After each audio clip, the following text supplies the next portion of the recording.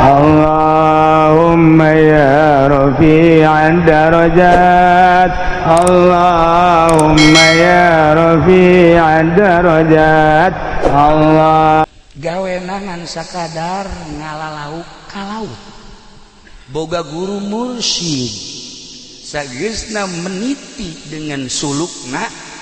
jadilah manehana seorang manusia nu berderajat hiji titip guru mursyidna ngan sakieu hiji doang cek guru mursyidna jelema nu mere moal kudu susah sakitu jelema nu mere moal kudu susah tancepkeun ka jero hate tanamkan di jero hate lakeun di jero hate jeung kudu daek bura beres salila hirup sebab ieu dunia teh bakal ditinggalkeun geus lamun ku urang dibikeunan engke bakal kapagih jaga di akhirat nya cak guruna teh jelema anu mere moal jadi susah moal susah ku mere akhirnya manehanana ibadah di anyar keur carita anyar heula ibadahna nya nama lain sekedar di darat di mana beres ngaji ka laut di laut jangkar dikahandapkeun mancing ongkoh ngajaring ongkoh tapi salat ge di luhur parahu terus bae jas luar biasa. Lamun urang nyaritakeun salat di parahu aya nu masantren acara urang kieu teu kaget aya modal ieu ndek ku baca salat di parahu ayo ya di darat ge carang ngomong di parahu ya da ieu di parahu ge salat bae ya Allah ya Rabbi mancing dengan sakadar zahirna we hungkul mancing rek meunang rek henteu ngan lamun bener-bener teu meunang di akhirnya ngadoa ya Allah ya Rabbi ulah datang ka abdi poos ieu balik teh hiji dua mah bere ieu abdi jasana jang abdi jang fakir miskin lauk nonjol sorangan mancing mah rek meunang rek henteu sebab nyanana salat di luhur parahu tapi rek balik lauk nu mana bae hayang diala hayang dibawa sebab lauk eta kan boga aambeula saha ye nu mancing saha ye nu di luhur parahu pasti ye aing teh digunakeun mangpaat disodakohkeun didahar ku balerea haju dipake ibadah lauk ge hayangin kula kamari mancing jeung ieu ye ya beneran ini alal hak mancing Masya Allah barang mancing mulung gede sagesa meunang suraknya ragak deui lauk emas anu kira-kira 5 kilo teh ragak deui nya kieu bae nanya ka kaula kieu kok ragak deui atuh lauk teh boga aambean tolol atuh nyahoun nya ge aduh teu sambarangan lauk teh waliullah mah lamun mancing lauk rabang solihin lamun ka laut lauk teh hayang dibawa ai si ieu mah lauk nu geus aya ge gocokok indih ya Allah ya Rabbi kunaas-naas teh ngirup ngaji planet alhamdulillah di luar planet dunia terkenal ya sebab di kalangan setan terkenal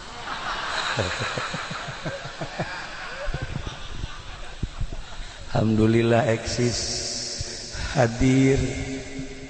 di dia oge ka sahibil walimah guru zimkuring rerenjangan zimkuring sekaligus murid zimkuring kumaha cenah ngitungna teh sih Kiai Haji Jamaluddin urang doakeun serta keluarga Kiai Haji Asep sadayana we mudah-mudahan aya dina tangtayungan Gusti Allah Subhanahu wa taala aparatur pemerintahanana sipilna militerna nu dina kasempetan dia hadir sami kusim kuring dipehormat para korin alhamdulillah kagagas yung kuring ke suara-suara kori asa hayang ngora deui hayang jadi kori baheula jipen di kori juara kadua ti handap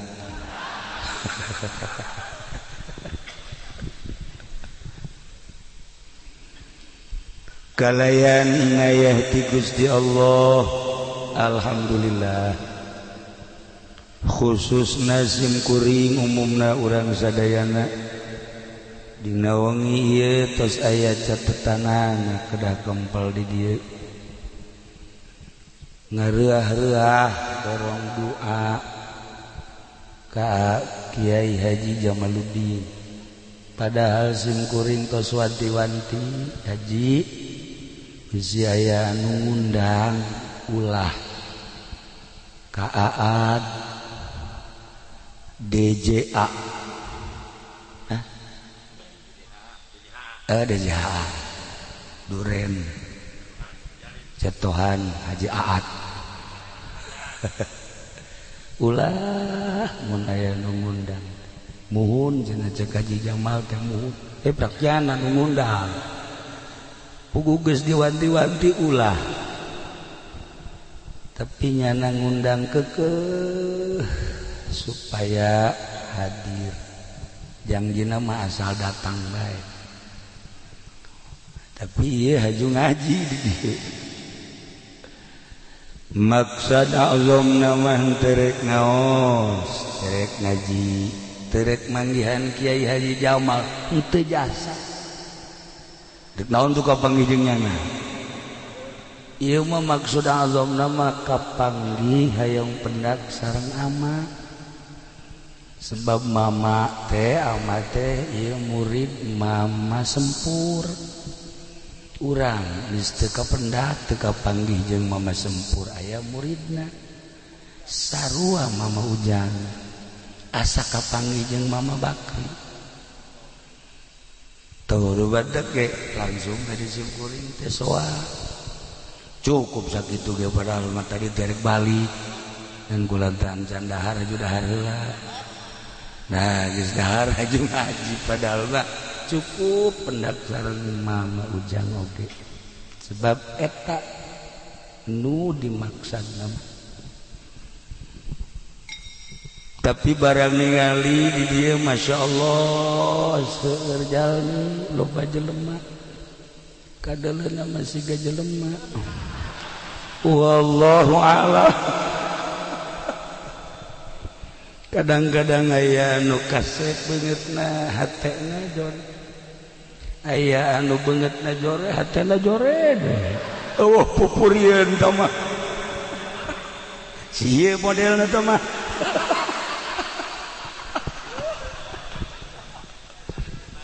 aya anu kasep hatena kasep gelis hatena gelis ngan hese mudah-mudahan urang kujara di santri terus urang ngaraji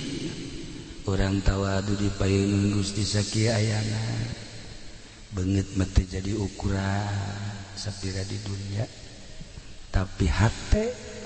hayang pisan bersih bening meureun nu mentak ngararaji teh hayang bersih hate supaya ulah wawuh jeung bupati supaya ulah wawuh jeung Kapolres ulah wawuh jeung Kapolda poe kate wawuh jeung kitu beneran wallahi besi pajar itu beneran arinya nama wawuh ka urang eueuh masalah nu penting mere duit tuh siapa kan tungtuna jore kan bupati bapak pemerintah wawuh jeung urang presiden sekalipun eueuh masalah tapi urang ulah wawuh jeung manehanana daya jipendi mah sabalikna bupati teu wawuhun nyana nu ngangsong-ngangsong mentak tadi ge siga jelema padahal juri kan nu jelas balas tutung di dunia mah sarua pada manusia nu jadi pejabat pedagang, petani, kiai, santri ujung-ujung nama hayang menang ridho Allah subhanahu wa ta'ala. Rek ngaji naon sim kuring di dia, jadi dia mah kiai hungkul komo ningali ama mah. Hese urang mun cara penca dek ka mana ngajurus. Ngajotos ka mana ka tangkis. Tuh kan, ieu bapan bebejana jago pencat teh ye. Si ieu teh ka kaula teh nu menjaritakeun penca besi bisa. Cimande tamat. Kalong ngampih aya. Kalau ngampi sok narembel di sia mah aya. Tapi pernah ngajungkel ku Haji Salim lalagaan musruk cekulat teh ieu ti penca mana. Ya Allah, horenganan sebuah pengakuan mah teh jadi ukuran. Teh jadi ukuran atuh. Horenganan teu becusna naon. Masya Allah, cigana we gagah make jas, duit mah teu mawa.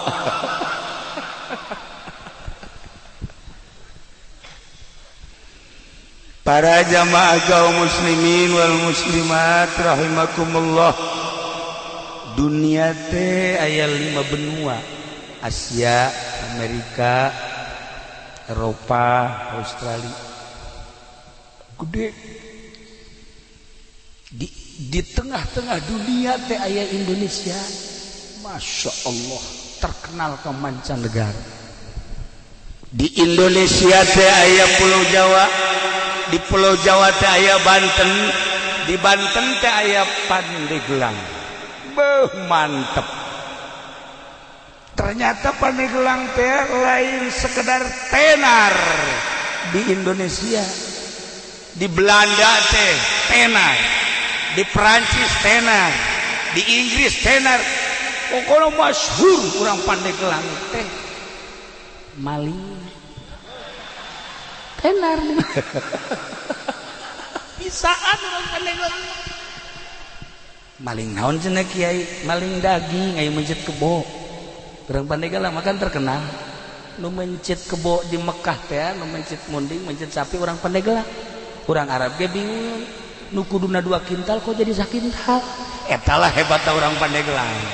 Masya Allah. Maling ge ka Mekah, kamu di Mekah ge maling terus.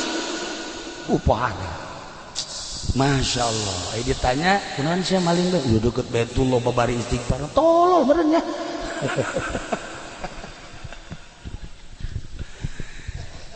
Pandeglang teh, ieu urang keur cicing di Pandeglang. Kita rek ngaji sim kuring mah rek nyaritakeun asal usul Pandeglang. Di Pandeglang teh aya hiji jelema sakti mantraguna. Weh, moal aya tanding. Ngaranna Ki Buyut Papak. Ki Buyut Papak teh moal aya tanding lamun gelut. Moal aya tanding lamun ngamasalahkeun masalah kiai. Kakiaian aya di manehanana, kajawaraan aya di manehanana. Ki Buyut Papak teh boga kaistimewaanana mun dibeulem teu teurat. Urang Pandeglang mana mantep Ki Jamal ulah sambarangan eta. Oke, beres acara urang beulem coba. Moal teurat lah. Moal pati-pati atuh nyanan. Ya Allah, nah Ibu Yud Papak teh seorang manusia, orang Pandeglang, saktina luar biasa. Kabelah dia na eueuh tanding, masalah eueuh tanding, gelut, eueuh tanding segala rupa, boga kamonesan, nyana leuleukeunna, nyieun gelang. Tapi nyin gelangna lain cara zaman kiwari. Belum, sanggeus tadi belum diketrokanana make leungeun. Yehe, urang Pandeglang mah tulas sambarang. Make leungeun di luhur batu. Eta sanggeus tadi belum ditakolan dibentukeun gelang. Dibentukeun gelang. saenggeusna dipek-prekan ternyata ieu teh horenganan kudu dikacaikeun batu nu eta kumanehanana disimpenna di hiji tempat ngaran tempatna eta di Kabayan Cikole ayalah kuari disebut batu ngamprak neangan tempat jang nguluikeun lalakon aya di Cikolakeun Cikole di naon kitu ngaranna Kabayan keneh ngan Kabayan Citaman aya cai di dinya mah dibeulem dibentukeun make leungeun dipek-prekan teu kuateun batuna maka disebut batu beulah kula mah asal ngadengin nu beulah muringkak bulu teu maksudna geus mah dehem mana bae sia mah kolot-kolot tah kuari teh aya batu beulah di Citaman Kabayan Citaman Masya Allah di dinyala dibentukeun rapi jadilah gelang maka ngieuna disebut pande mande gelangna gelang zaman harita langsung anjeunna lapor ka Syekh Maulana Hasanuddin diiring ku 5 jelema Syekh Maulana Hasanuddin almarhum al-maghfurlah kudisa sirruh ya Allah ya Rabbi kaget seorang Pandeglang kampung anu luar biasa bahkan lain sekedar kampung leuweung meleg-meleg bisa jijieuna nu sakieu hebatna diterima dengan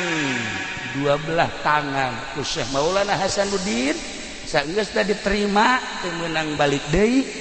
eta buyut papak teh diangkat jadi penasehat keraton jadi boga sejarah lain lalagaan maka Pandeglang teh disebutna Panegelang lantaran zaman harita mah masih kena aya Belanda dilempengkeun Pandeglang sebab baheula Belanda mah loba pandendres pande dan lain-lain sebagainya nah iyalah asal usul Pandeglang cek sakaol mah lain kitu Syarif Hidayatullah teh nyerang Banten babat Banten nu dititik beratkeun ka Syekh Maulana Hasanuddin pada tahun 1525 berhasil Banten teh dikuasai ku Syarif Hidayatullah tahun 1570 maka Syarif Hidayatullah teh nitipkeun Banten sebab geus selesai kaselesaiana saur Syarif Hidayatullah alhamdulillah Banten geus jadi milik urang terus sampekeun ka Lampung belah dituna Brebes Tegal lain letik-letik keraton Banten teh di Brebes di Tegal belah dituna Lampung Masya Allah Pajajaran teh ieu teh beunang ku Banten maka cek Syarif Hidayatullah ieu ngaranna Peniglang peni teh nyambung gelang teh gelang nyambung gelang bahasa kinayah maksudnya nyambunglah perpolitikan nyambunglah perekonomian dibangunlah ku Syarif Hidayatullah perpolitikan atas nama Banten jeung perekonomianana maka Banten teh boga Pandeglang lain letik-letik sejarah hebat Pandeglang teh kebancak bangga orang jadi orang Pandeglang boga sejarah dibaca lain sekedar ku orang Serang lain sekedar ku orang Banten dibaca di Belanda dibaca di Jerman dibaca di Perancis dibaca di Inggris Pandeglang teh sejarah internasional dengan nama Pandeglang seperti itu wah Pandeglang tapi cekaruhuna lain kitu Pandeglang teh sawarehna nyebutkeun ieu teh maksudna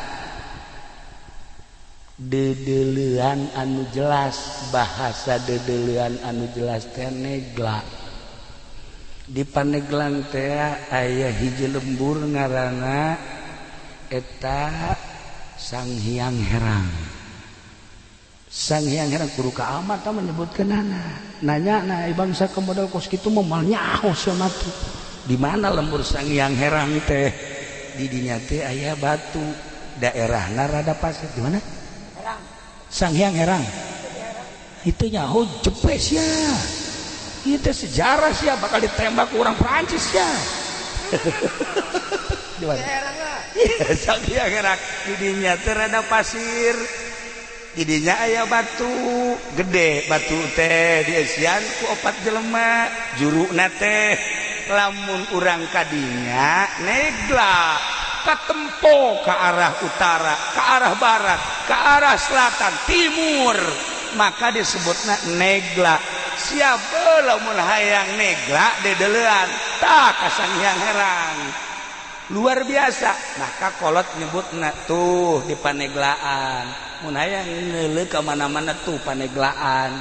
nah eta teh bahasa karuhun Sang Hyang Herangna bahasa karuhun peninggalan karuhun haju bahasana ge tuh Paneglaan cekaruhun geus Paneglaan teh dilempengkeun jadi Pandeglang tilu sia mangajina masyaallah nyoret bener atuh tuh kan iyalah Pandeglang Masya Allah iya sejarah lain sekadar dibaca di Indonesia tapi dunia Masya Allah masih kayaknya ya riwayat-riwayat tentang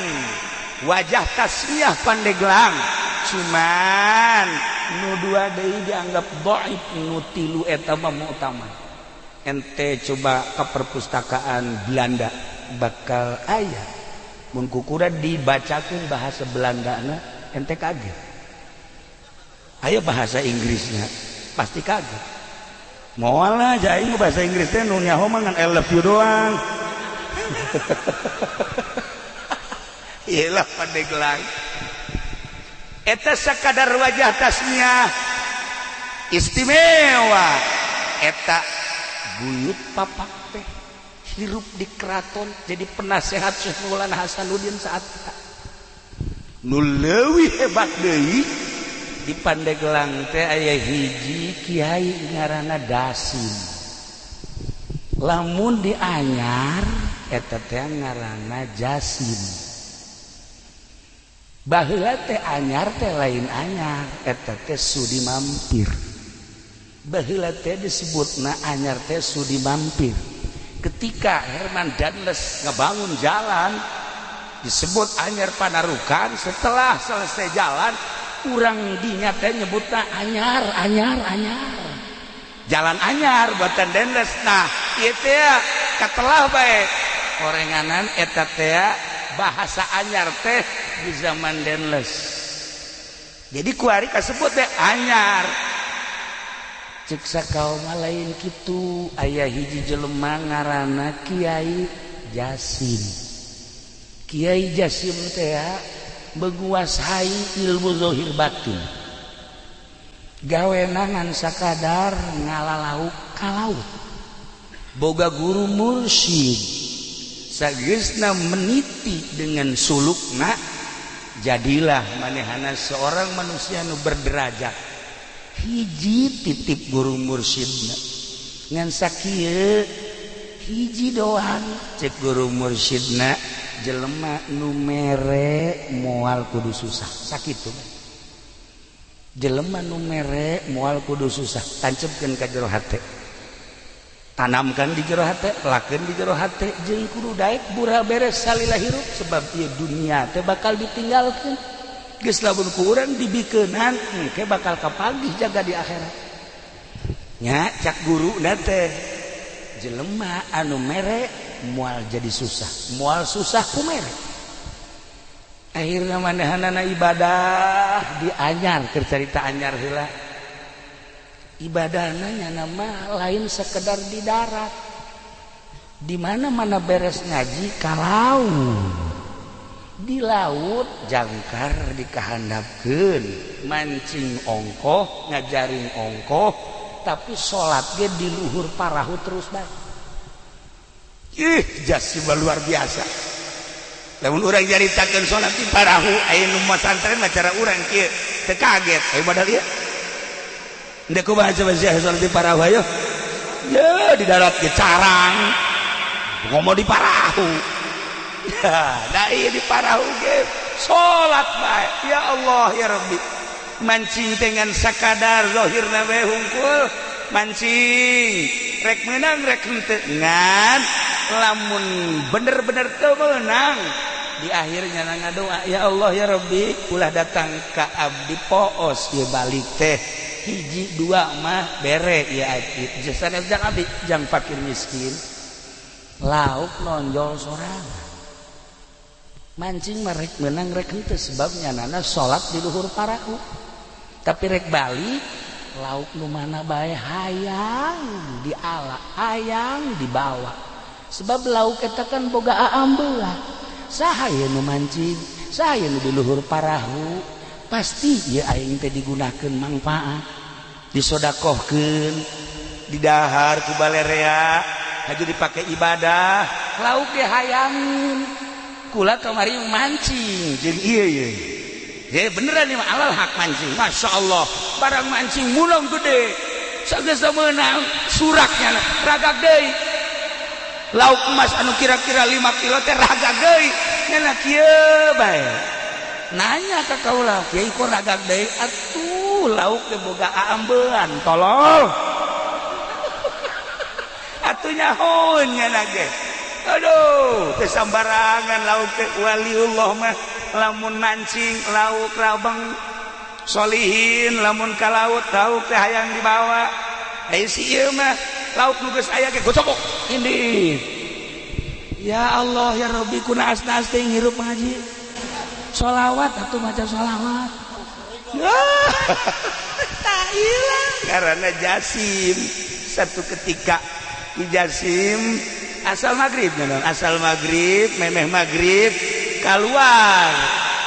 dina laut maksudna geussan mancingna sebabnya jadi imam maghrib satu ketika ieu aya angin henteu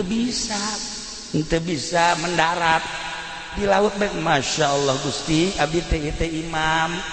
di masjid teh di darat teh lamun eueuh abdi meureun jelema teh paburia ya Allah ya Rabb sementara angin terus bae niup teu bisa mendarat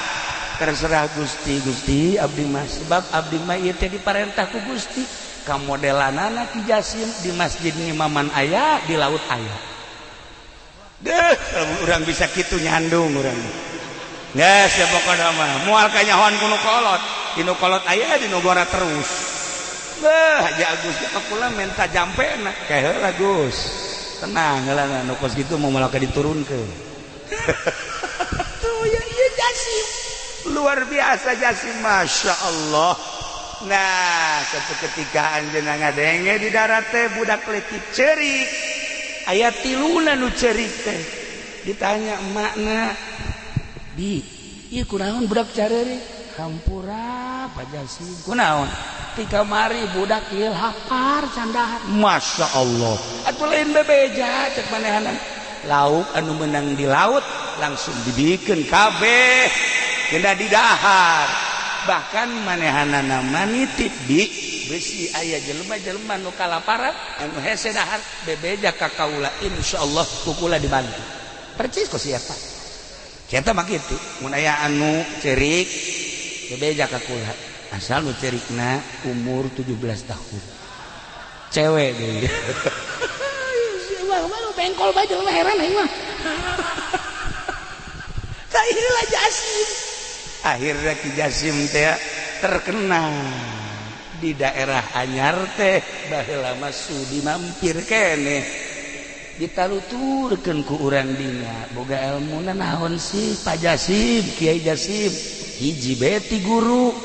nu mere moal miskin moal susah ku sebab mere eta bae ti guru kula dipraktekeun ku urang dinya boga saeutik bikeun masya Allah muyah mayah berkah asal yakin modalna yakin ieu kan nu hese ge yakin nu hese ge yakin lamun menceritakeun keyakinan hesena lain lalaga datang ka segede kieu urang can boga keyakinan keneh bae sebab lamun hudang peuting culak-cileuk bae beusi aya momonon si aya pocong eta karana teu boga keyakinan kos kitu tah ya urang mah kana rezeki bae hampir teu yakin padahal Allah ngajelaskeun dina Al-Qur'an tapi teu daek yakin masih kene meronta kene tah ieulah jasim kita luturkeun ku urang dinya berarti ngamuridkeun ilmu nu dipraktekeunana jelema mere moal miskin nu mere moal susah sakitu bae akhirna muridna loba geus loba muridna nyana ka Mekah berangkat balik ke Mekah masya Allah ingin masjid di Anyar tah masjid nu pertama ngabangun di Anyar eta ngaranna Jasim mantak beusi aya jalan Haji Jasim kuari geus apal dong beusi ente ka Anyar ieu teh aya jalan Buyut Jasim eta manehanan nah eta Jasim teh ya lantaran ngabangun masjid urang dinya nyebutna Anyar masjid Anyar nu tadina ngaranna sudi mampir kuari ngaranna Anyar hiji sababna jalan menang denles nomor kedua sababna menang Abuya Jasim nu indah deui Dasim mah di Pandeglang kehebatan Dasim ibadahna nya nama di leuweung bae naik ke tangkal kayu sholat di luhur tangkal kayu wih hebat jasa ngadengina mah urang ngeunaheun si ieu ge sok naik ke tangkal buah batur deh beak kabeh naik tangkal kalapa beak buah beak antak si ieu mah kos kitu beungeutna kucem kadeulna ieu Dasim istimewa ibadahna zahiran wa batinan madak di Pandeglang mah istimewa sebenarnya mah Kiai Zohir Ambalaya Kiai Batin ge loba Kiai Zohiron wa Batinan Ambalaya Pandeglang baheula mah urang Tangerang urang Bogor urang Sukabumi urang Cianjur masantren teh lamun encan ka Pandeglang can anggus sebab di Pandeglang mah loba ulama Zohir Batin pokona hebat bae Ki Dasim mah sebab manehana mah nyandung opat lamun ka mamana ieu pamajikanana ngabring opat 3.000 cenah mah bageur lamun nu ieu ngalahirkeun ditungguan ku nu tiluan lamun anu kadua ngalahirkeun nu tiluan ieu nungguan ngaropean masyaallah mang nyangungkeun mang nyeseuhkeun dongengna bae urang resep kitu teh bisa mantep ieu Dasim aya di Pandeglang aya hiji jawara urang Tangerang nyabaklah ka Kiai Prawira almarhum almaghfurlah kasekong bebeja mal dibejakeun ngaranna sebab eta anak insuna loba keneh ayeuna bebeja mama abdi malah embung elmuna naon hayang ilmu naon tuh hayang ilmu bisa nyandung ulah sia nyandung mah engkena eungap ieu dunia nu sakieu legana bakal karasa eungap nyawa sia kolong leuit eungap nyandung leuwih eungap tibatan cicing di kolong leuit sempit sia karasana imah na ngabangun urang tapi urang agag-agagan di kadinya imah nang urang mobil nang urang tapi ketika urang dek balik aya eueuhnya tah leuwih serem tibatan sepaan eta lamun nu kolot nu ngora mah biasa bae sih indah bae tah maung leuwih tibatan maung nu kolot lamun geus manyun bae ge waduh sareudah komo lamun geus jebris waduh jantung urang cek mama Prawira ulah lah jamun bisa mah ulah jamun teh kula mah ya yang nyandung menta jampena dibere kieu jampena nya ieu dengekeun ku kabehan lamun orang ngala wudu ti zuhur wuduna eta kudu ditandean dina ember, asar tandean dina ember. Cek Mama Prawira maghrib isya subuh tah serius haju lamun haju aya kalapeh hejo tapas luhur jeung handapna bolongan saeutik setengahna inum ku urang setengahna deui cokot tacai ti ember anu meunang wudu tadi hijikeun ka dinya haju tutupan bacaan ku maneh engke inumkeun ka pamajikan maneh ngan babacaanana moal dibikeun sakitu atuh sia nyarandung kabeh ieu nu bahayana ya yang medit-medit mun kitu boga duit nyandung tah ieu mah moal dibikeun ieu carita Mama Prawira we akhirna dibacaan bener saenggeus da dibacaan inumkeun sesana kalapana ieu pendem hareupeun lawang saha lawang imah urang geus insyaallah dilaksanakeun jampena doang nu moal dibikeun tah eta alhamdulillah nu kolot nu ngora kabeh opatana namun ka mamana ngabri aku istimewa we pokona wih masyaallah ka mamana ya Allah bajuna akur sagalan akur tilok mararah sama sakali eta jampe ti Mama Prawira banjurna luar biasa nah eta ngara barang ditanyakeun Mama eta Siti saha jampe ti Mama Dasim baheula di Pandeglang teh aya ngaran Ki Dasim Kiai Zohiron wa batinan ibadahna lain dihandap di luhur tangkal kayu ge salat bae iyalah Dasim jadi boga sejarah lamun di Anyar ngaranna Jasim lamun di Pandeglang ngaranna Ki Dasim kiai kabeh badak lamun urang nyaritakeun seputar Banten kabeh ge boga sejarah Baros seorang nama manusia intelek ngaranna DJ Baros anu ngasahkeun keratonan Banten setelah babat Banten teh anu ngasahkeunana DJ Baros teh ngaran jelema ya aat badinya dagang can nyaho naon Baros tuh kan istimewa nah iyalah seputar ngaran-ngaranna lamun ku urang ditataan kabeh ge aya wajah tasnya Labuan, Anyar, Caringin, terus Karangbolong eta teh aya titi mangsana nu mantak di ngaranan eta teh. Pandeglang, Serang, termasuk Banten mah geus kacelun kaung-aung kakoncara ka mana-mana ka beja kaunggal negara. Harapal kabeh tentang Banten mah. Nah, ieu Pandeglang teh heula. Ieu teh julukanana nu asli nama Kota Wali. Baheula sempet di zaman Belanda teh disebutna Kota Wali teh. Kabelah dieuna diganti Kota Santri. Kabelah dieuna diganti Serambi Mekah zaman Pak Harto. Kabelah dieuna ku ari Masya Allah sagala rupa aya di Pandeglang. Sagala rupa aya di Pandeglang mah geus pokona mah hese nyaritakeunana. Begal urang Pandeglang. Pamalihan urang Pandeglang, tukang nyandung teu bener urang Pandeglang. Sagala rupa orang Pandeglang bae geus anu katangkep di Mekah teh mukimin orang Pandeglang. Wahara.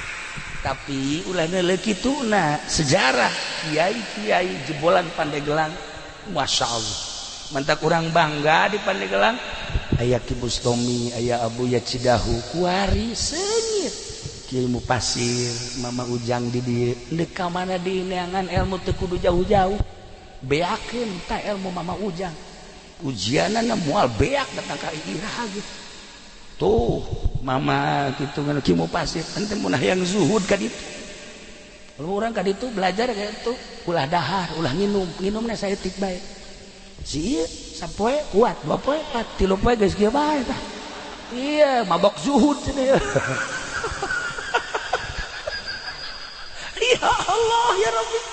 Udah gue tinggal bangga na bae ngadenge. Masya Allah kuat amat, itu hebat amat, kiai anu hebat amat. Dan mantap kula wa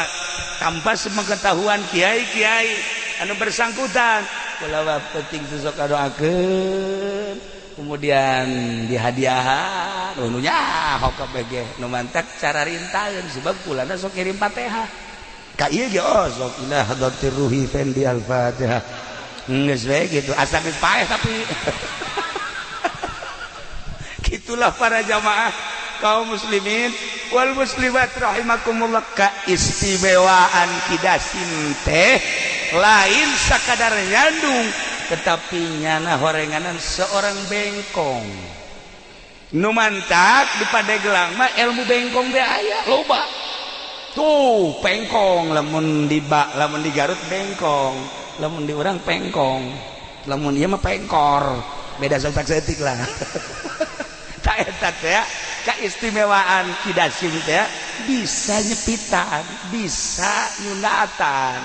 nyundatanana babacaanana tuh baheula kula boga babaturan diturus eta teh almarhum Kiai Haji Hasim kabelah diana bareng jeung kaula di Garut Kiai Haji Tatang eta ilmu pengkong nama aya tadi dia diturus tah bahkan loba nu ngaralep tapi kidasim mah nyana mah kidasim lamun nyaba aju aya budak hayang disudatan kadia dicekal doang gitu make ieu doang simpreng beres make curug doang simpreng beres langsung ieu hebat tak kidasim dakwah teh lain sakadar ngaji lain sakadar ilmu batin kajandung nyandung punyana didakwahkeun encan sampurna lalaki lamun can nyandung sakitu kapan gitu kan asal bisa jampena lamun teu bisa jampena ya ulah daripada haji urang agag-agagan balik ke mana ya ieu balik ke mana ya aing imah nangieun nyana isada di Sisamling kepada eta teh beres tah ieu kidasim da pandai nyundatan haji nyundatanana mun keur teu mawa alat cukup make curug we ya Allah ya Rabb pernah sih ge nyundatan di talian manya nyundatan di talian beres nyundatan bentak teu bentak kieu salah nyundatan tawa ke Sunan Rohmat teh belajar nyundatan di Kiai Ali Murtado balik ka dieu langsung dipraktekkeun ku manehanana pohoan nya teu bebeja sakumaha simpreng mah beak kabeh atuh pararae jelema berangkat deui nya ka Mekah ka ditu bebeja ka guruna mama kunaon dia kukula mah disudatan pararae kabeh jelema emang sakumaha nyundatan atuh beak kabeh ya atuh manajang pamajikanana cesakeun saeutik atuh tah dipraktekeun tah ieu Sunan Rohmat Godog etalah anu pertama meraktekeun nyundatan yakni bengkong hasil daripada belajar ti Kiai Ali Murtado Mekah. Nah dia dilanjutkan ku kidasim. Jadi kidasim teh boga sejarah hiji ibadahna lain di masjid lain di musola di luhur tangkal kayu ge terus bae ibadah. Nomor kedua pamajikanana opat tilok ribut. Nomor katiluna bisa nyundatanana tilok ceurik budak teh jeung tilok getihan. Cukup simpreng beres. Ya Allah, mun ditolak alan teh kakaraket tolak budak terus beres. Sudah kakaraket tolak beres.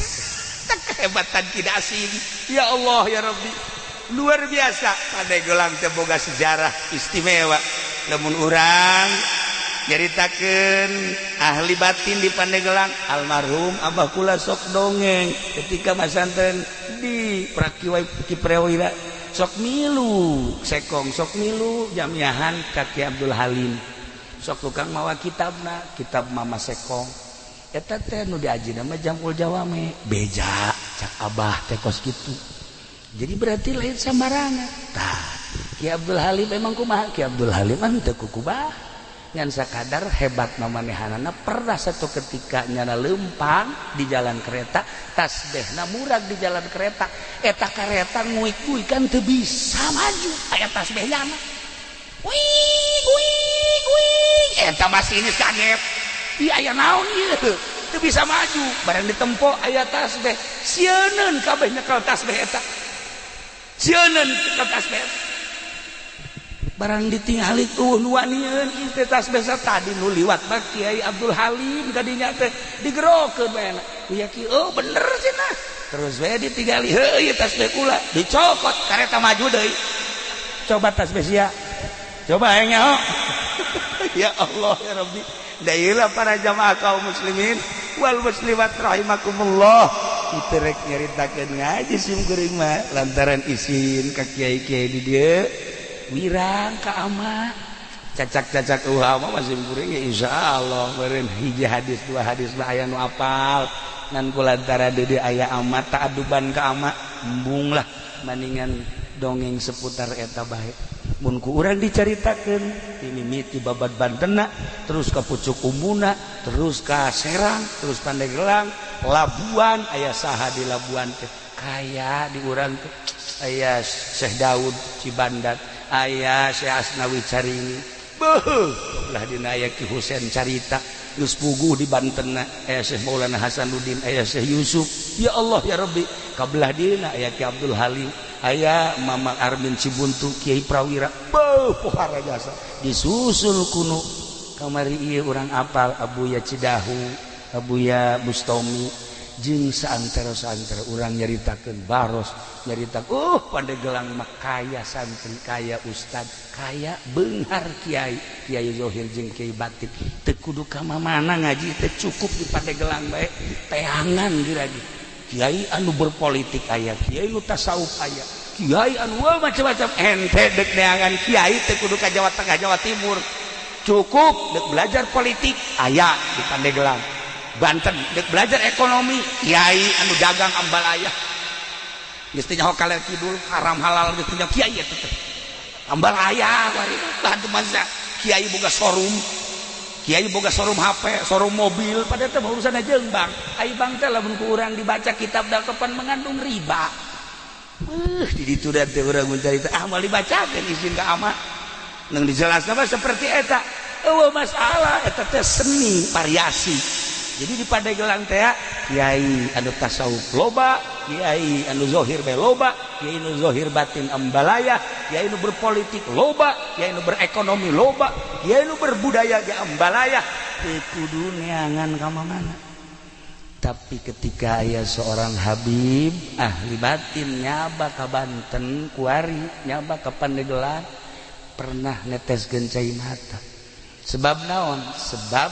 nyana bisa ngobrol jeung laut. Ketika nyana ngobrol jeung cai laut ceurik nyana. Sebab ieu laut teu katahan deuk naik ka dieu.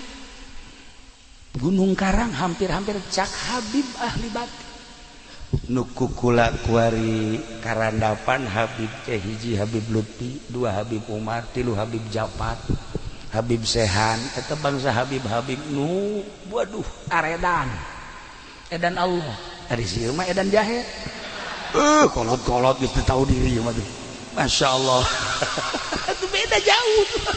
orang ngobrol seetik ke mana apalin hati urang ketebakeun Masya Allah kadang muringkak bulu dah tapi aya satu kebanggaan Masya Allah indah jasa urang mun kapanggih jeung Habib-habib nu model kos kitu ngarasa handap diri urang ketika urang amprok jeung Habib begitu. Para jamaah kaum muslimin wal muslimat rahimakumullah,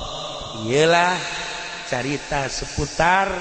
Pandeglang, seputar kiai. Ingat di Pandeglang aya dua, hiji Dasim di daerah dia, dua Jasim di daerah Anyar. Ilmu anu terus kabelah dieuna dimuridkeun ialah ilmu ti Syekh Mansuruddin Cikadueun. Anu baheula nyekel satoriah salah sahiji anu muncul kebelah dieuna rifanya kabelah dieuna qadiriyah wan naqsabandiyah geus lamun jelema nyekelan kos kitu insyaallah moal daekeun ngadahar duit ti pamarentah beuteung teh dijaga besi peutingna teu bisa tahajud sebab urang ngadahar duit ti pamarentah ulah loba ti bupati baheulana peutingna hudang mah hudang tapi ieu kekereuceuman teu bisa pas gitu. Eta hese tadek lobatanana kos kitu teh. Ieu mah urang ngobrol pada santrina bae supaya urang ulah daek ngadahar duit bupati aya leutik mah. Doh kan sia mah. Katara ku aing hayang kan sia. Doh ngantek ieu kadaleuna sinarat eta leleb teuing. Itulah para jamaah kaum muslimin wal muslimat rahimakumullah. Moal dilanjutkeun cerita-cerita selanjutnya jeung ngaji nage geus teu kudu make hadis jeung Al-Qur'an, cukup cerita seputar Pandeglang. Jang cecekelan urang besi aya nu can apal wajah tasmiyah titi mangsa tentang Pandeglang. Jeung aya dua kiai cikal bakal anu istimewa selain daripada ti Kesultanan Banten korenganan aya. Ngan ingat ieu keturunan-keturunan Banten nu baheula mun asli ya tembak baheula ku Belanda. Sebab jelema nu asli keturunan Banten teh boga ruhul jihad anu tinggi. Anti Belanda teh nampak dicatat dina sejarah kiai anu anti Belanda nyawa taruhanana. Nah nu ngancak nu arasli teh ka kampung teu nyebutkeun keturunan Banten, teu nyebutkeun keturunan Cirebon. Sebab lamun kanyahoan zaman Belanda tembak dibuing seret, maka dilanjutlah ku anu bangsa rada semis masalah nu asli ge aya ngan nu bodoh. Maksudna zaman Belanda lamun nu pinter keturunan nu asli tembak, tapi lamun keturunan asli bodoh masalah. Sebab naon moal aya jihadan, sebab jihad ge moal didaregekeun. Nu hebat eta kan jelema na keturunanna istimewa, kemudian ruhul jihadna pasti tinggi, pinter ngomong sakecap dua kecap ditaluturkeun ku jelema perang teh ya. Ieu teh kumaha pemimpin. Urang lamun nyaritakeun baheula masyaallah Ki Ahmad Khatib terus ka belah ditu da sejarah-sejarah Banten. Urang teh tergugah hati. Terus di Banten mah moal eureun. Kuari teh kuari Belanda teh nu paling ditingali sa Indonesia hanya 3. 1 Banten, nomor kedua Makassar, nomor katilu Madura. 3 daerah eta mah geus bae orang Belanda per detik ieu masih kena naliti. Banten, Makassar,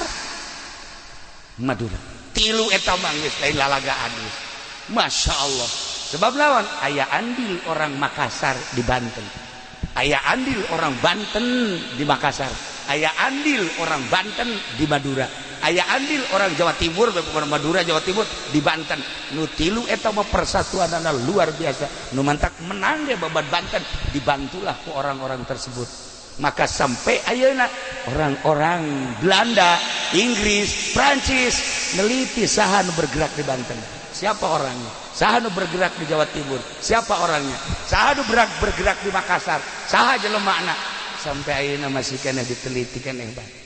Itulah para jamaah kaum muslimin wal muslimat rahimakumullah. Simkuring ngarasa bingah biasanya baka dieu ngarah-rah ilqul surur ka rencangan simkuring ieu teh ku sebab Kiai Haji Jamal sok datang dari itu malam Salasa ngobrol-obrol di ditu teh. Ai pas ka dieu kula mikiran eta si lamun balik sedeukeut eureun ngaji teh jam 12 atau jam 1. Eta mun balik ka dieu jam sabaraha eta di Jamal. Eta moal bisa sosonoan meureun malam Salasa-nya.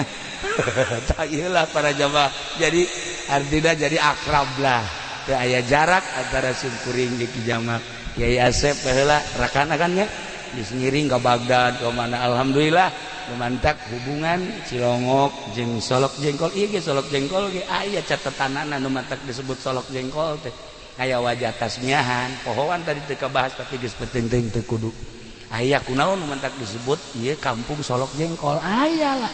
Ya, para jamaah kaum muslimin wal muslimat rahimakumullah perkampung-perkampungna ieu teh aya menang Belanda baheula. Sejarahna aya di Belanda. Di Indonesia hese mun urang neanganana. Jadi mun hayang apal urang kudu ke Belanda ka ditu.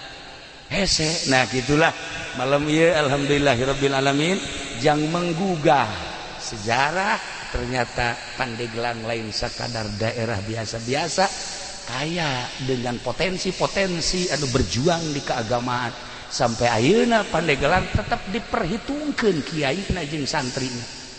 Ulah dikira Pandeglang lamun geus turun bae ka Jakarta. Wah, urang Jakarta sarieun. Beak sapi beak, pasar beak urang Pandeglang. Itulah ya. Jadi malam ieu sakadar membuka supaya tergugah hati orang-orang Pandeglang supaya neruskan sepak terjang leluhur urang, sepak terjang karuhun-karuhun urang anu ibadahna budi tataan kiai-kiai aya catatanana di Labuan aya kiai sabaraha kiai nu hebat, di Anyar sabaraha, Caringin aya sabaraha, terus ke belah dieu ka Serang aya sabaraha, Pandeglang aya sabaraha. Wah, istimewa nu panglobana di Pandeglang di dieu. Gitulah seputar tentang Pandeglang. Hatunan kitu garada simkuring hapunten tina samudaya kalepatan sareng kakiranganana urang doakeun ama mudah-mudahan dibere kakiatan ku Gusti Allah. Kiai Jamal sekeluarga mudah-mudahan dipasihan kanugrahan ku Gusti Allah. Kitu keneh keluargana Kiai Asep jeung sajabana sadayana mudah-mudahan aya dina rahmat Allah Subhanahu wa taala. Urang nu haladir di dieu di berbagai elemen mudah-mudahan sami-sami aya dina tangtaingan Gusti Allah Subhanahu wa taala. Doakeun simkuring insyaallah ngadoakeun urang pada silih doakeun dalam rangka lillahi kalimatillah sekemampuan urang pondok pesantren anu dakwah mimbar anu di pemerintahan anu di perekonomian hayu pada babarengan dakwah menuju ridho Allah Subhanahu wa taala. Terakhir putra Kiai Haji Jamal anu di sekitar urang doakeun mudah-mudahan janten jelema anu saleh bisa neruskeun ramana akina jeung uyutna ka dituna dalam rangka lillahi kalimatillah. Sakitu teh simkuring hapunten tina samudaya kalepatan sareng kakiranganana wallahul muwaffiq ila aqwamit thoriq. Wassalamualaikum warahmatullahi wabarakatuh. Allahumma shalli wa sallim ala sayyidina Muhammadin fil awwalin wal akhirin wa barik wa sallim. ورضي الله تعالى عن ساداتنا أصحاب سيدنا رسول الله أجمعين. يا الله يا رب العالمين اللهم ارحم أمة سيدنا محمد اللهم اجبر أمة سيدنا محمد اللهم أصلح أمة سيدنا محمد اللهم فرج عن أمة سيدنا محمد صلى الله عليه وسلم. اللهم انفعنا بما علمتنا وعلمنا ما ينفعنا وزدنا علما ويقينا وزدنا علما ويقينا وزدنا علما ويقينا والحمد لله على كل حال ونعوذ بالله من كل حال أهل النار. اللهم اهدنا الصراط المستقيم اللهم اهدنا الصراط المستقيم اللهم اهدنا الصراط المستقيم صراط الذين أنعمت عليهم من النبيين والصديقين والشهداء والصالحين وحسن أولئك رفيقا ذلك الفضل من الله وكفى بالله عليما. وصل وسلم على جميع الأنبياء والمرسلين والحمد لله رب العالمين. تقبل يا كريم. بسم الله الرحمن الرحيم. عن أبي موسى الأشعري riwayatkeun ingsun saking Ki Abi Musa al-Asy'ari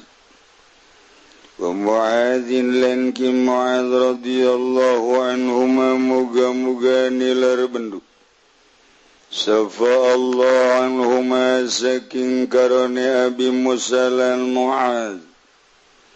anna nabiyya ing satuhune kangjeng Nabi sallallahu alaihi wasallam golaiku ngucap ya kangjeng Nabi lahuma kadue karone Abi Musa lan Mu'adz beuh urang mangadengekeun ucapan kangjeng Nabi.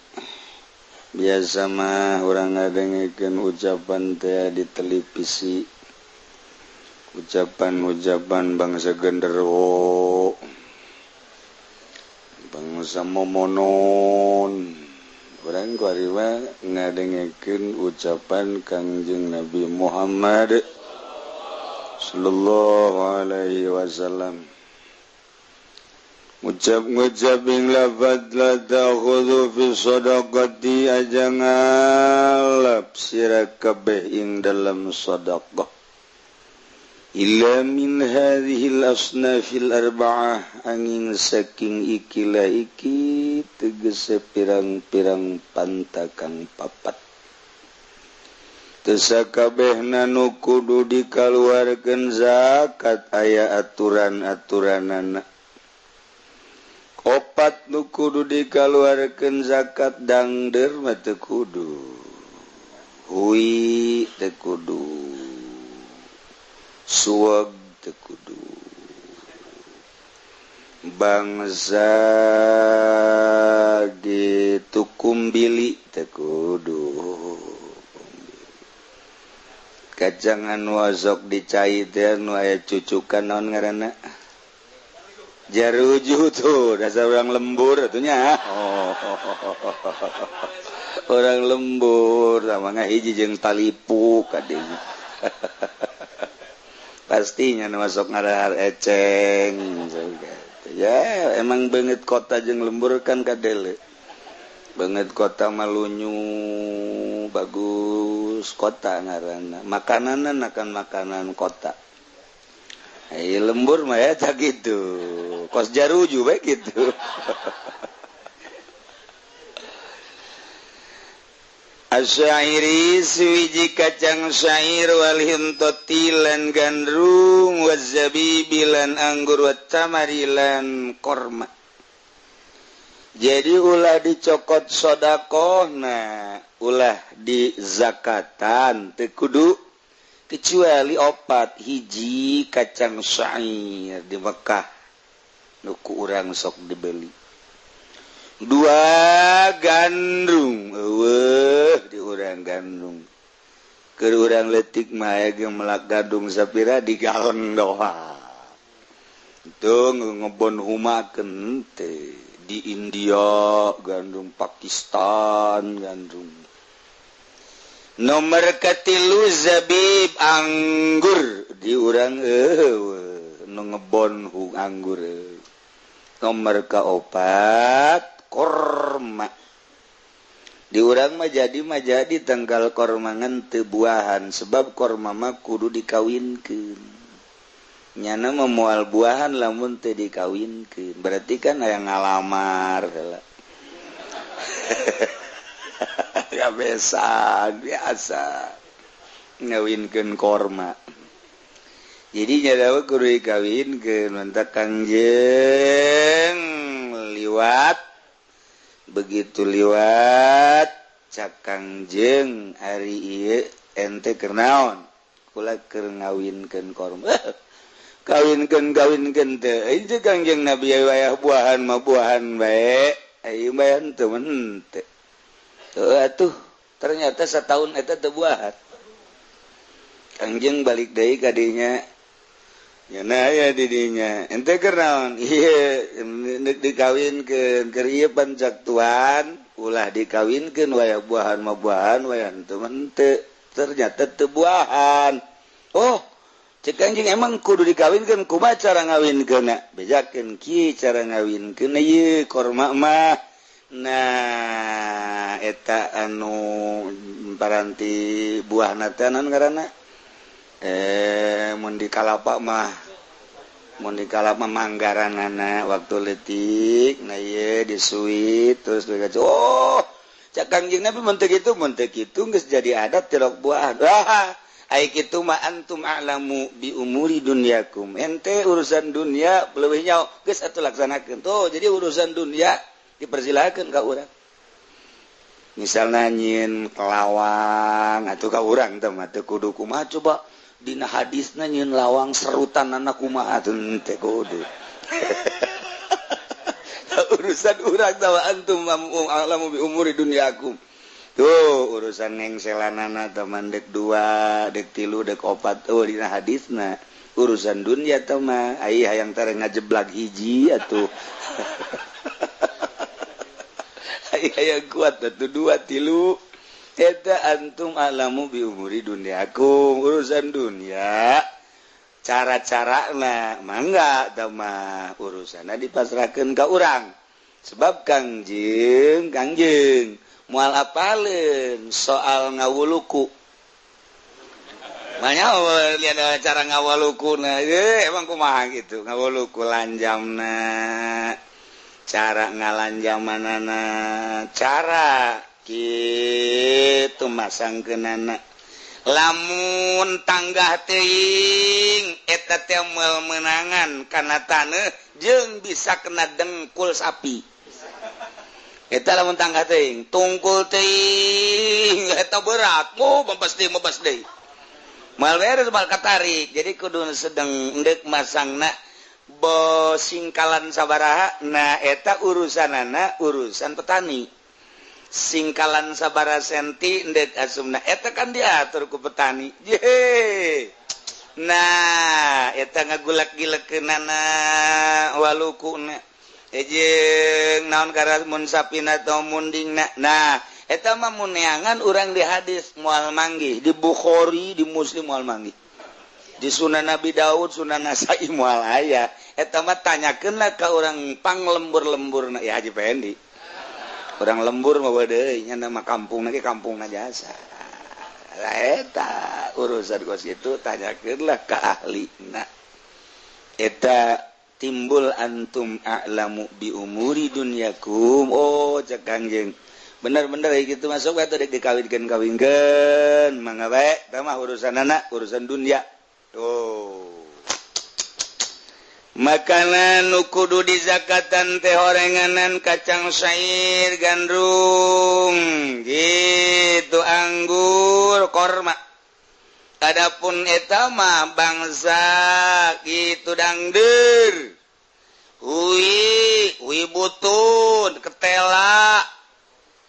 anu di jalan teh nusuk dijualan hui naon kadang-kadang hui cilembu teh eta teh jalan Bandung Garut didinya aya lembur ngaranna belaka tuhu bunti diekeun belah kenca ngaranna kampung Cilembu sia mah lembu bete nyaho kan eta boga kaistimewaan taneuh Cilembu mah lamun dipelakan hui amisna luar biasa ngamadu eta teangan sakadar kampung Cilembu doang jadi geus kaluar ti Cilembu mah sanajan huina eta keneh dipelak atuh ganti ku ari mah sanajan bibit Cilembu dipelak kurang ku ari di pondok atuh jadi hui pondok teu jadi Cilembu moal ngamadu moal mantak ombalaya ta Cilembu bohong atuh bohong lantaran Cilembu mah ngan salebur Cilembuna lamun kurang Cilembu eta dipasak di sayur kan di Garut mata meuli hui Cilembu di sayur beuh amisna luar biasa lamun jana mah ulah dibeulem nah digarang geut kaluar cai asal geus kaluar cai ngamadu coba hui pasilian hui urang atau teu bisa sanajan nyokot bibit teh di Cilembu nah mata terkenal lah Cilembu nah kos jeruk Garut untuk sagarut dua eta teh nu hebat hiji nu ngaran keistimewaan jeruk Garut nah antara Cibatu kitu Garut aya sadang didinya aya pasar naon Garut Haji Pendi pasar pan geus diajak sababaraha kali coba betanya hotan teu tuh dasar jenama bodoh teh terus bae teu daek pinter-pinter diajak we teh jauh ka pasar eta acan geus liwat deui ge teh jauh bae geus masyaallah eta pasar ngaranna pasar Wanaraja nah di pasar Wanaraja kabelah di nah eta daerah dinyalah nomor kahiji jeruk Garut nomor kedua jeruk Garut tuh paling hebat tuh kaditu nu tiis teh nu keri urang kaditu teh nu tiis teh mun ngising isuk-isuk mung ngisang urang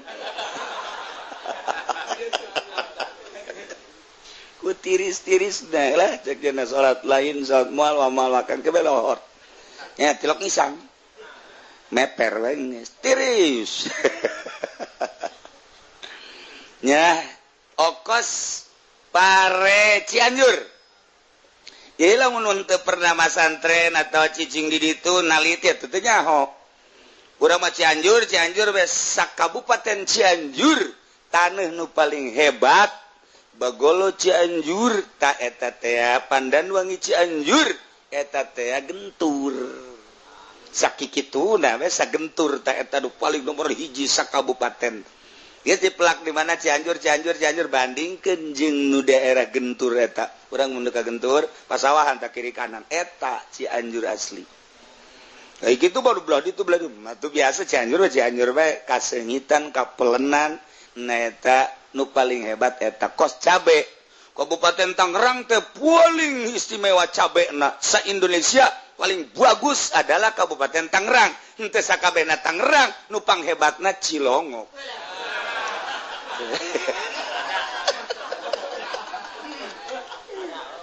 Jadawa sok aju pajar ngabohong tanyakeun atuh ka petani. Ya Allah, lamun datang pertrekan di mana ya? Jawa Timur, minggir. Jawa Tengah, mana? Lampung, minggir. Iya mana ya? Bandung, minggir heula. Iya cabe di mana? Keur usim cabe. Tangerang. Nah, Tangerang na mana? Tangerang na Cikupa, minggir. Tangerang na mana ya? Asa Banda po Pasar Kemis mana? Pondok, minggir. Nah, lamun ieu Pasar Kemis mana? Sukamantri, Cilongok, masuk.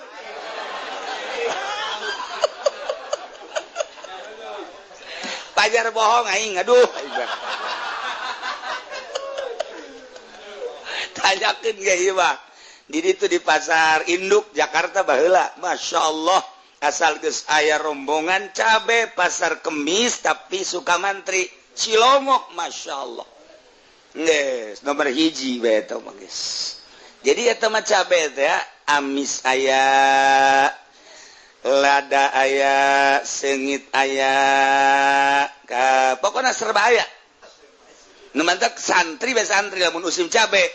Daharna nyambel cabe, sayur cabe, cocobek cabe, lalap cabe. Wabe serba cabe santri ieu santri. Mun peutingna mantes dahar atuh isuk-isukna moncor. Eta usim cabe. Sebab non? Beneran cabe hejo na bisa pakai lalap, masyaallah. Lamun ku urang cabe hejo teh cabe hejo Pasar Kemis, Sukamantri, Cilongok. Dibelem ku urang seungit. Cabe hejo dibelem seungit. Ya Allah. Ih, pokona mah ditetempean ku urang tempena menang meulem. Masyaallah. Cabena 10, tetempena 5, daging be 2 kilo. Wow. Oh, harah.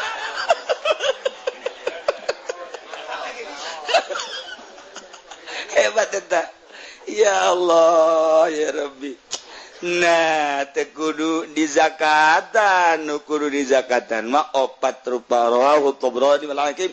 Sing riwayatkeun nu hing hadis sapa Imam Tabrani lan Imam Hakim.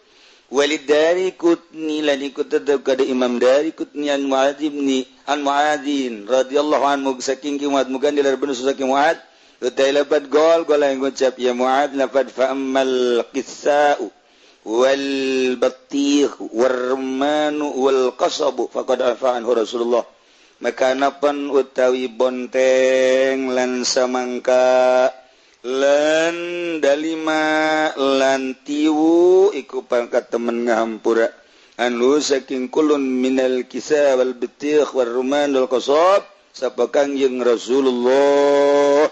sallallahu alaihi wasallam wa isnaduhu dhaifun isnad hadis iku kang dhaif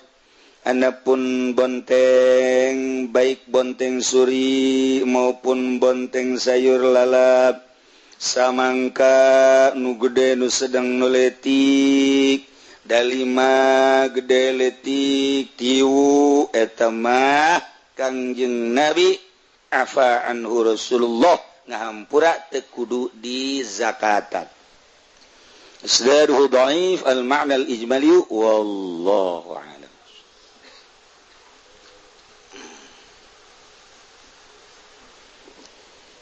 Bismillahirrahmanirrahim wa amma ma yukhfadu bil idhafati lananapan utai barang kang den jaerkeun nya makalawan idhafat fanahu gaulika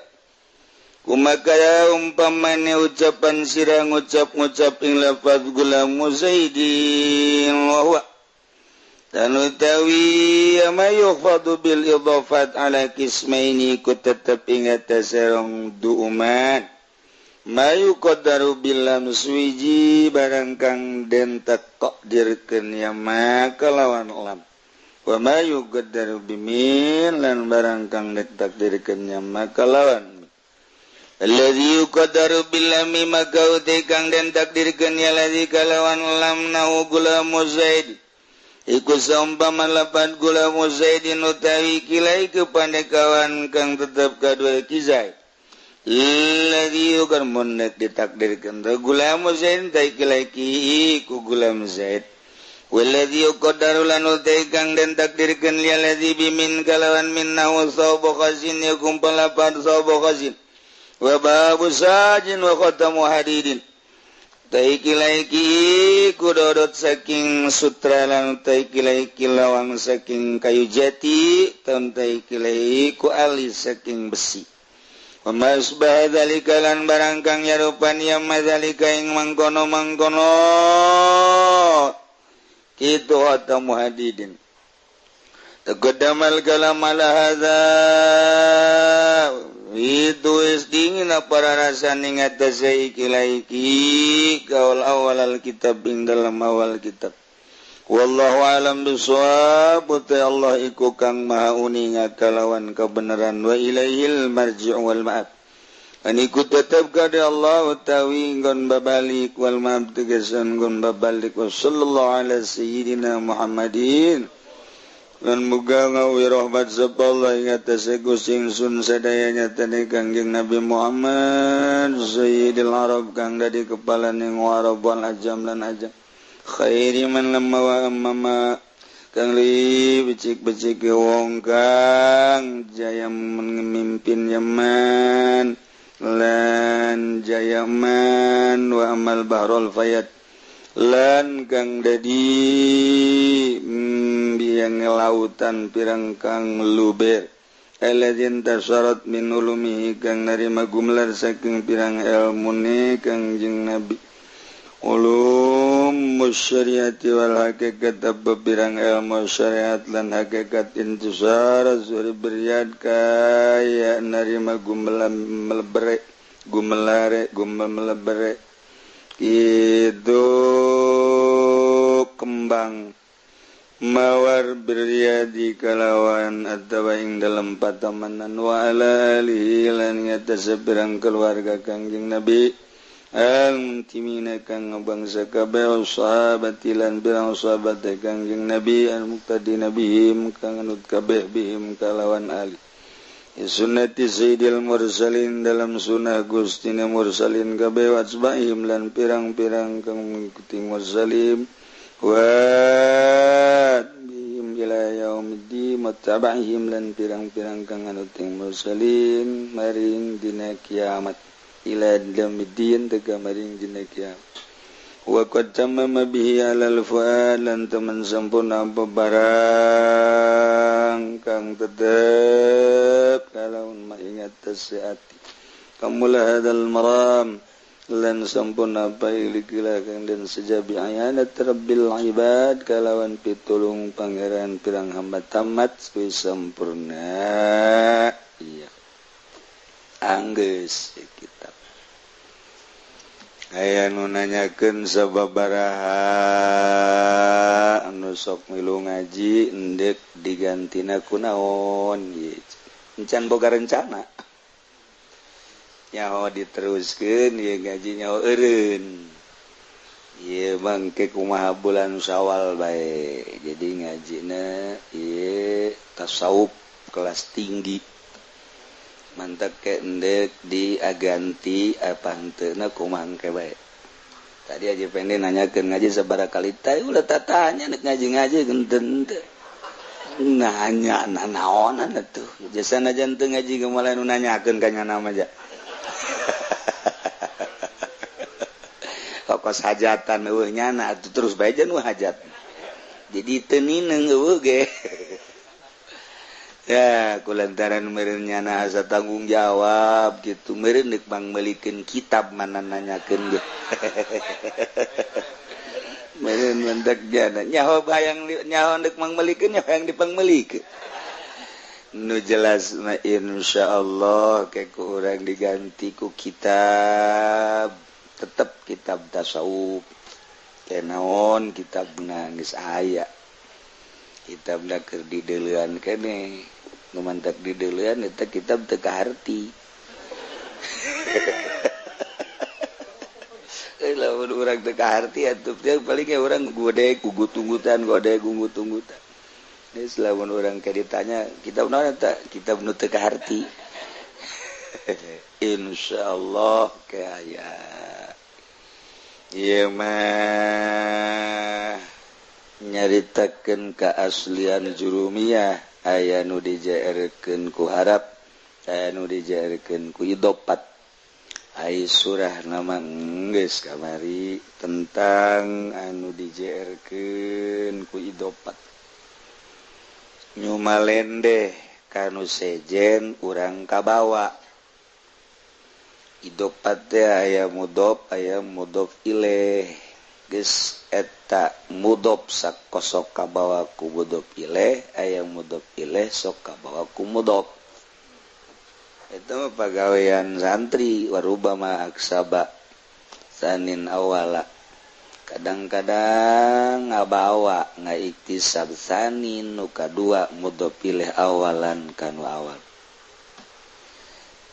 geus anu dihitungan ku santri mah eta rubama aksabasanin ngausan nu kadua kana awal mudhof ilaih sok ngabawa ka mudhof jadi orang mudhof ilaih teh boga pangaruh mun mudhof ilaih mulya mudhof ka bawah mulya mudhof ilaih hina mudhof ilaih hina mudhof ka bawah hina oh berarti urang teh babaturan kumaha nu dibaturanana babaturan jeung tukang minyak sengit ngambil sengit babaturan jeung tukang minyak tanah bau minyak tanah babaturan jeung sok ngintip urang sok ngintip sarua bae kitu aya babaturan jeung tukang maling atuh maling babaturan jeung pemerintah atuh kabawa urang korupsi babaturan urang jeung wali atuh urang kabawang ke urusan perwalian jadi kumaha babaturanan ngan nu jelas horenganan eta ulah ngabatur jeung nu boga nafsu mun urang ngabatur jeung nu boga nafsu urang kabawa sebab nu boga nafsu teh eta teh panyakit cinta ka makhluk cinta ka dunia nafsu mah kitu bae salilana dedelean mata urang aya watekan didorong lah ku nafsu dedengean urang aya watek didorong lah ku nafsu nu ngagerakeun teh kana neuleuh jeung denge eta nafsu eta lah ngaranna nu nyilakakeun entak latu jalisul mauta ulah rek babarengan jeung nu paraeh engke patamutu kulubukum milupae hate maneh waman al mauta sahanu paraeh teh ya ruhallah Nabi Aisyah Nabi Isa gola cekang yang Nabi Isa nu paraeh hate arrogibuna fid dunya anu cinta dunia al muhibbuna la anu demen kana dunia cinta dunia mati hati urang hati entak dek ibadah ka Allah teh urang teh micinan heula cinta dunia eta nu sasaleh ai salat jeung wiridan mah babari malah urang wiridan ge hayang dunia salat ge jang menghasilkeun dunia maca surat waqiah eta teh supaya usaha maju maksiat eta maca maksiat urang maca waqiah supaya usaha maju urang maca surat Yusuf supaya boga kasemaran eta okosna mah bagus padahal keur maksiat aya maca Quran maksiat eta gorod-gorod anu lain lillah eta teh maksiat inda ba'dil arifin tapi lamun dikapikihkeun ka syariat biasa tuh henteu sebab naon atuh baca Quran sabangan di Quran teh kapan mujizat aya hikmah atuh geus bae daripada urang ka Gunung Kawi ngabandingkeun atuh mending maca waqiah kumaha kelas jadi bangsa kelas Haji Pendi mah emang kos gitu nya mah geus emangnya mah ka neraka ge pas bae ieu tuh naik bahasa etik nucak kurang ibadah orang cak batur babasiat kurang mah di kelas orang maca wadduha maca gitu waqiah jang supaya kajembaran oh masalah naik bae urang ka makom itu kewalian eta maksiat nokos gitu urang mah kuari ikhlas ibadah hayang ka sorga sakelas urang masih dihampurakeun tapi jelema anu suluk hayang deket jeung Gusti Allah satungtung di jero hati hayang sorga eta teh maksiat teu meunang jam urang mimiti embung ka neraka anak embung ka neraka hayang ka sorga ikhlas keneh ngan ikhlas kelas ecek-ecek ecek ketika urang naik terus ibadah teh ulah hayang ka sorga ulah embung ka neraka sebab sorga jeung neraka mata mah ciptaan Allah maningkan nu nyiptakeunana oh ka satu ka Allah geus ibadah nomor hiji geus ka Allah urusan ka sorga urusan ka neraka kumaha nu bogana saya urang mah hayang ka Allah nu mantak bahasana ge ilahi lastulil firdausi ala eta kelas wali ilahi pangeran abdi lastulil firdausi ala ka surga firdaus lain ahli abdi mah kasukan neraka jahim atuh teu kuat eta teh kan bahasa sindir-sindir ngaranna eta itu aya abdi mah dikasorgakeun mangga dikanarakakeun mangga ja abdi mah nu Gusti ngan kieu bahasa abdi mah ai ka sorga atuh sabenerna isin teu ahli abdi mah sebab ibadahna sakikieuna cenah dikanarakakeun abdi teu kuat ku panasna Gusti jadi atuh jakalo deuk dikamanakeun atuh kumaha Gusti bae pantesna abdi ka mana gitu kan ka neraka teu kuat ku panas ka sorga lain ahli cak Allah teh di tengah bae nya teu naon atuh di tengah ge itu sia mah ka sorga lain ahli ka neraka panas di tengah bae nya batur geus ka sorga kabeh nya bebeja Gusti atuh ieu abdi di tengah bae kadang-kadang abdi deuleu ka neraka sedih kadang-kadang abdi deuleu ka sorga ieu teh bunga ieu mah abdi mah geserkeun asal ulah neuleuh ka neraka bae asal ulah neuleuh kaadanan ku ka di ka sorga ke mah abdi mah teu ahli ngan ieu mah asal ulah neuleuh ka neraka bae sebab abdi pemandangan ka neraka teu betah geus jelas abdi teu ka neraka mah ku Gusti ngan ulah neuleuh bae lah heulanan agak geser tuh ka belah itu geser ka belah itu tuh menang sababa bulan bebe jadi Gusti emang aya neraka mah geus teu kadeuleuh ngan ieu sorga teh kaambe rada kaambe Gusti maksudna kadanan aya di kasorgakeun mah ambean atuh rada deukeut lah tuh da di lawang pintu hek bae pintu hek abeh kaambe gitu sorga teh jeung kadeuleuh kadanan aya kudu di kasorgakeun mah teu pantes ya abdi mah di pintu hek bae atuh pintu hek geus cicing bede nya Gusti jecek abdi mah kagok atuh jak kagok sapira atuh abdi dicicing di dieu Gusti teu untung dicicing di ditu terugi ya aju Gusti mah ngasupkeun abdi ka ditu teu untung terugi eta mah atuh urusanna naon atuh kumaha Gusti bae ngan kagok bae dicicing di dieu kagok atuh asupkeun bae abdi bakal jero maksudna kajenting teu di gedong ge di pelataranana bae di pelataran atuh asup ka pelataran sia ulah di luar asup ka pelataran dek encan boga gedongnya encan kakarakeun di pelataran ada bae nya teh takos kitu Gusti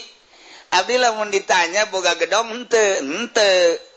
aju cicing di dieu teh tadinya jawab di mah di tengah-tengah pan eta nu isin mah Gusti keneh masa aya hamba Gusti cicing di sorga teu boga gedong aya abdi olam teu kumaha manya Allah pelit amat cenah weh sia ngomong kos kitu atuh pilih ku sia tuh kan kos kitu barang milih teh tiker ieu bae Gusti aduh aja pendi rewel ka sorga ngan pang panderi-panderina batur bonggus ribuan tahun nyana kakarak boga gedong di dieu invest da kurang nyana eta lah jelema ilahi lastulil firdausi ahla wala aqwa ala naril jahim fa habli taubatan waghfir dzunubi fa innaka ghafirun amil azimi tamat ya kita panjang cerita nanti awal nyaritakan tentang makom-makom hal-hal jeung martabat-martabat kawalian hadaratin nabiyil mustafa al-fatihah bismillahirrahmanirrahim alhamdulillahirrahmanirrahim iyyaka na'budu wa iyyaka nasta'in shiratal ladzina وإلى أرواح أصحاب سيدنا محمد صلى الله عليه وسلم سيدنا أبي بكر وسيدنا عمر وعثمان بن علي رضي الله عنه وعلى بقية الصحابة أجمعين تابعين له بإحسان إلى أرواح جميع مشايخنا وإلى أرواح مؤلف هذا الكتاب من بن أبي بكر بن أبي عفان الله به الفاتحة بسم الله الرحمن الرحيم الحمد لله رب العالمين الرحمن الرحيم مالك يوم الدين إياك نعبد وإياك نستعين اهدنا الصراط المستقيم صراط الذين أنعمت عليهم غير المغضوب عليهم ولا الضالين المؤلف هذا الكتاب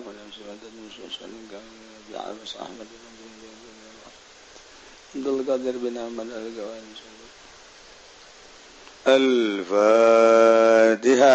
بسم الله الرحمن الرحيم الحمد لله رب العالمين الرحمن الرحيم مالك يوم الدين إياك نعبد وإياك نستعين اهدنا الصراط المستقيم صراط الذين أنعمت عليهم غير المغضوب عليهم ولا الضالين آمين اللهم صل وسلم على سيدنا محمد في الأولين والآخرين وبارك وسلم ورضي الله تعالى عن سادتنا وصحب سيدنا رسول الله أجمعين الحمد لله رب العالمين حمدا شافيا نعما ويكافئ مزيدا يا ربنا لك الحمد كما ينبغي لجلال وجهك الكريم وعظيم سلطانك وصلي صلاة تنجينا بها من الأوهام والآفات وتقضينا بها جميعا تطهرنا بها من تبلغنا بها صالح الخير اللهم اجعلها وسيلة بلغ ثواب ما قرنا من ذلك ما قرنا صلينا سيدنا محمد صلى الله عليه وسلم إلى أرواح جميع مشايخنا وإلى أرواح آبائنا خصوصا إلى المؤلف هذا الكتاب اللهم اغفر لهم وارحمهم وعافهم واعف عنهم اللهم اجعل قبورهم روضة من رياض الجنان ولا تجعل قبورهم مفرة من غبار النيران اللهم افتح لنا فتوحا عارفين ذكرنا يا الله من نسينا ذكرنا يا الله من نسينا ذكرنا يا الله من نسينا اللهم انفعنا بما علمتنا وعلمنا ما ينفعنا زدنا علما ويقينا الحمد لله على كل حال ونعوذ بالله من كل حال ربنا تقبل منا انك انت السميع العليم تب علينا انك انت التواب الرحيم صل وسلم على جميع الانبياء والمرسلين الحمد لله رب العالمين الفاتحه